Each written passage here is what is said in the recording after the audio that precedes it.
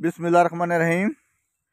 जनाब, आज फिर हम आप लोगों की खिदमत में हाज़िर हुए हैं। जिस तरह आपको पता है कि हमारे जो मुल्क के जो मसाइल हैं वो दिन ब दिन बढ़ते जा रहे हैं। तो जनाब उसके साथ साथ इस वक्त जो हमारे किसान हैं वो बहुत ज़्यादा परेशान हैं, क्योंकि किसानों को मतलब है कि वक्त के ऊपर ना तो यूरिया खाद मिल रही है। यूरिया खाद का बुरान नहीं है, बुरहान पैदा किया गया है। अगर ज़मींदार के पास पैसे हैं तो वो जनाब जाकर 2800 2900 रुपया जो है वो जो जो गवर्नमेंट का रेट है वो 2100 2200 यूरिया का रेट चल रहा है एक थैले का। और जो ब्लैक में जो मंडियों में जो मतलब है कि जितने भी ये माफिया है वो तकरीबन इसको बेच रहे हैं 2800 रुपया।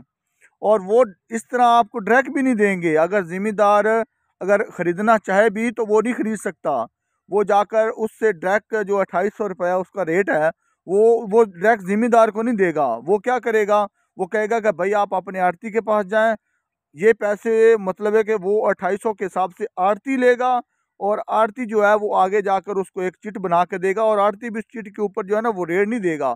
वो चिट के हिसाब से वो 8 थैले उसने लेने हैं, 10 थैले लेने हैं, वो चिट बना कर देगा आड़ती। और फिर जाकर उस डीलर से वो खराब जो खाद है वो खरीद पाएगा। डायरेक्ट पैसे से खाद भी नहीं मिलेगी। ये सूरत हाल है हमारे इस वक्त किसानों की। इस वक्त जो किसान है उनका बिल्कुल बुरा हाल है। और ऐसे समझ लें कि सुतीली माँ जैसा जो है ना वो सलूक हो रहा है। और इस वक्त जो इमरान खान की जो याद है वो बहुत ज़्यादा किसानों को आ रही है, क्योंकि जिस तरह किसानों को सपोर्ट उस हुकूमत ने किया था, यकीन जाने कि आज किसान जो है वो 8 महीने के अंदर इसको हुकूमत को, पीडीएम की हुकूमत को आए हुए तकरीबन 8 महीने हो गए हैं, और किसान जो है वो रुल गया है। उसका जो है वो बिल्कुल बुरा हाल है। वो तकरीबन आप देख लें कि वो कपास की फसल हो, कपास की जो फसल है वो पिछले साल से भी कम रेट के ऊपर जो है वो रेट मिल रहा है। और जो कीमतें हैं वो डबल हो चुकी हैं। खाद की जो कीमत है वो जो इमरान खान के दौर में यूरिया 1100 1200 में मिलती थी, अब वो जाकर 2800 में मिल रही है। जो डीएपी इमरान खान के दौर में 6000 पे मिल रही थी, ऊपर 1000 रुपया सब्सिडी भी था एक थैले के ऊपर, वो सब्सिडी भी ख़त्म कर दी। और डीएपी का जो रेट है वो 12,000 13,000 तक भी गया है, 14,000 तक भी ज़िम्मेदारों को जो डीएपी है वो उसका जो रेट है वो मिला है। जो ज़िम्मेदारों ने 14,000 तक भी डीएपी को ख़रीदा है। तो जनाब आज की जो वीडियो है वो बनाने का मकसद ये है कि ये असल चीज़ें भी ज़िम्मेदारों को नहीं मिल रही। सबसे बड़ी बात है कि 2 नंबरी हो रही है, खादों में 2 नंबरी हो रही है, वो चाहे डीएपी हो चाहे यूरिया हो। क्योंकि हमें पता है कि हम जो हैं वो तकरीबन 70 80 मन तक फ़ी एकड़ पैदावार गंदम की जो ले चुके हैं। लेकिन ये पिछले अरसा दराज तकरीबन 2 4 साल से जो है ना उस तरह की जो फसलें हैं वो मतलब है कि उनकी औसत नहीं आ रही। फसलें जो हैं वो तकरीबन बजाय वो 60 मन से ऊपर हमारा फ़ी एकड़ पैदावार जाती, लेकिन वो कम हो रही है। वो कम क्यों हो रही है उसका मैं आज आपको रीज़न बताता हूँ कि मेरे साथ क्या हुआ है। तो जनाब मैंने पोटाश जो है वो मशावरत की अपने मतलब है कि महकमे के लोगों से। उन्होंने कहा कि मतलब है कि आप पोटाश का जो है ना वो इस्तेमाल करें। पोटाश का इस्तेमाल इस तरह आपने करना है कि आपने जो पोटाश है वो देनी है नीचे, और उसको मिक्स करना है डीएपी के साथ। तो मैंने कहा चलो ठीक है। अब मैंने जो पोटाश थी वो मैंने कोशिश की कि मुझे अच्छी से अच्छी पोटाश मिले, जो बाहर की हो और अच्छी हो। तो जनाब मैंने एक बंदे से रब्ता किया, तो उन्होंने क्या किया कि हमें वो पोटाश दे दी। और उसका रेट क्या था, वो 20 किलो की थैली थी, वो 1 एकड़ के ऊपर हमने इस्तेमाल करनी थी। उसका जो रेट था वो तकरीबन आप यकीन जाने उसका रेट 8500 रुपया था। 8500 की एक थैली 20 किलो की पोटाश की। और साथ हमने डीएपी का भी इस्तेमाल करना था जब गंदम की हम लोग बुआई कर रहे थे। तो हमने उससे तकरीबन 35 एकड़ की पोटाश ले ली, और 35 एकड़ की जो पोटाश हमें मिली वो तकरीबन 2,70,80,000 उसकी कीमत लगभग बनती है। तो वो हमने अदा की, और उनसे हमने पोटाश जो है ना 35 एकड़ की वो हमने ख़रीद ली। तो अब भला अल्लाह भला करे कि वो हमने पोटाश इस्तेमाल करना शुरू कर दी। तकरीबन हम कोई 15-20 एकड़ जो है वो उसके बजाई के हम मुकम्मल कर चुके थे। लेकिन अल्लाह का करना ऐसा हुआ कि एक दिन हम एक बंदे को वंगारा लेकर गए अपनी ज़मीन के ऊपर, के मतलब है कि वो अच्छा मतलब है कि वो खाद वगैरह का पंजाबी च जिन्हों आंदे ना कि अच्छा छट्टा दे लेंदा है, कि मतलब है कि वो एक तुम पंजाबी दे विच समझा देवां कि कणक दा या खाद दा एक छट्टा देना होंदा किसान जेह्ड़े न अपनी फसल नूं छट्टा देंदे न कि जिन्हों खाद खलारना आंदे न। तो जनाब हम उसको ले गए साथ। तो जब उसने मतलब एक वो मिक्स कर रहा था तो उसने कहा कि यार ये मुझे कुछ शक हो रहा है कि ये जो पोटाश है ये पोटाश नहीं है, ये कुछ और ही है, मतलब है कि ये मुझे नमक लग रहा है, इसकी जो स्मेल है वो नमक जैसी आ रही है। और ये मतलब पोटाश इस तरह होती नहीं, पोटाश तो हाथों को भी मतलब है कि वो महसूस कराती है, लेकिन ये कुछ नहीं महसूस करा रहा। तो जब उसने अपना वो एक चूंडी अंदर जबान के ऊपर उसने रखी, तो यकीन जाने कि उसका बिल्कुल वो नमक का जायका था। उसने मुझे बुलाया, उसने कहा भाई इधर आए। मैंने कहा हाँ भाई। उसने कहा कि भाई ये मुझे तो ये पोटाश का नाम, इसका नामो निशान ही नहीं है, ये तो मतलब है कि ये नमक है। तो मैंने कहा नहीं यार ये कैसे हो सकता है, हमने तो ये बाहर से मंगवाई है। मतलब उस बंदे ने कहा कि ये बाहर की है, पता नहीं वो नीदरलैंड का किस मुल्क का वो बता रहा था। तो उसने कहा नहीं नहीं भाई आप चेक करें। मैंने चेक किया तो मुझे भी नमक लगा। मैंने कहा यार अफसोस की बात है कि भाई ये नमक है। जब हमने उसे देखो तो उसमें वाज़ह तौर ज़रात उसके अंदर मौजूद थे नमक के। तो यकीन जाने बड़ी परेशानी बन गई। भई हमने 8500 रुपये इसका, 8500 रुपया इसका जो है एक थैली का खर्चा है, और ये हमने 1 एकड़ के ऊपर हमने इस्तेमाल करनी है। तो हमारे लिए तो मसला बन गया। और हमने क्या किया कि अब हमने कहा कि इसको रोक दें। अब हमने उसको रोका और उस बंदे को बुलाया। उस बंदे को कहा भई हाँ भई ये आपकी पोटाश है, तो ये हमें जो है इसके अंदर डाउट है, आप चेक करें। उसको भी हमने चेक करा, उसने कहा कि वाकई ये नमक है। लेकिन उसने कहा कि हमने ये आगे से लिया है, तकरीबन वो साहिवाल का बता रहे थे कि वहाँ से हम उसका वो डीलर था उससे उसने ये मतलब है कि काफ़ी तादाद में उसने ये ले रखी थी पोटाश। तो भाई हमने कहा आप इसको टेस्ट करें। उसने टेस्ट कराया तो टेस्ट भी ज़ीरो आया। टेस्ट क्या कहते हैं वो नमक ही था। उन्होंने नमक जो है वो पिसाई करके भरा हुआ था।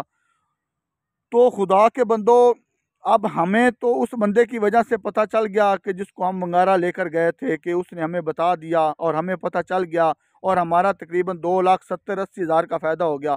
अगर वो बंदा हमें ना बताता, अगर हम इसका इस्तेमाल कर देते फसल के अंदर, तो कल को पैदावार वही 35 40 45 मन हमने कहना था भाई हमने तो पोटाश भी डाली है, हमने तो डीएपी भी डाली है, हमने तो यूरिया भी डाली है। यार फसल जो है वो क्यों नहीं, मतलब उसकी जो 60 70 मन जो औसत है फी एकड़ पैदावार वो क्यों नहीं आ रही। तो इसकी रीज़न ये है कि किसानों के साथ जुल्म हो रहा है। 2 नंबर चीज़ें जो हैं वो किसानों को दी जा रही हैं। अब मैं आपको वो पोटाश दिखाता हूँ जो हमें पोटाश नहीं, उसमें नमक भरा हुआ था।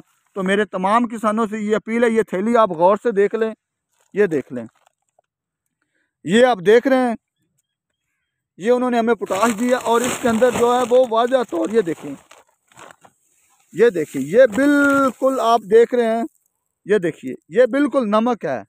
इसमें पोटाश नाम की कोई चीज़ नहीं, और इसमें वाज़ह तौर ये नमक के ज़रात आपको नज़र आएंगे।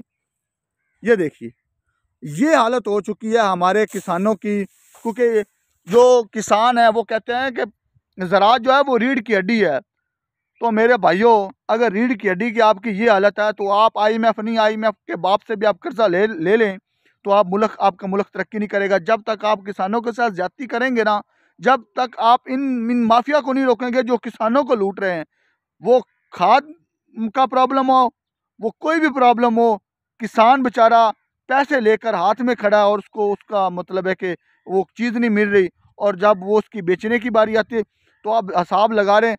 अब किसानों ने तो 2200 में 2200 2300 जो है फी जो मन मतलब है कि एक मन 2200 2300 रेट उस वक्त था जब किसानों ने बेच दी। तो आगे जो माफिया था उसने स्टोर कर ली।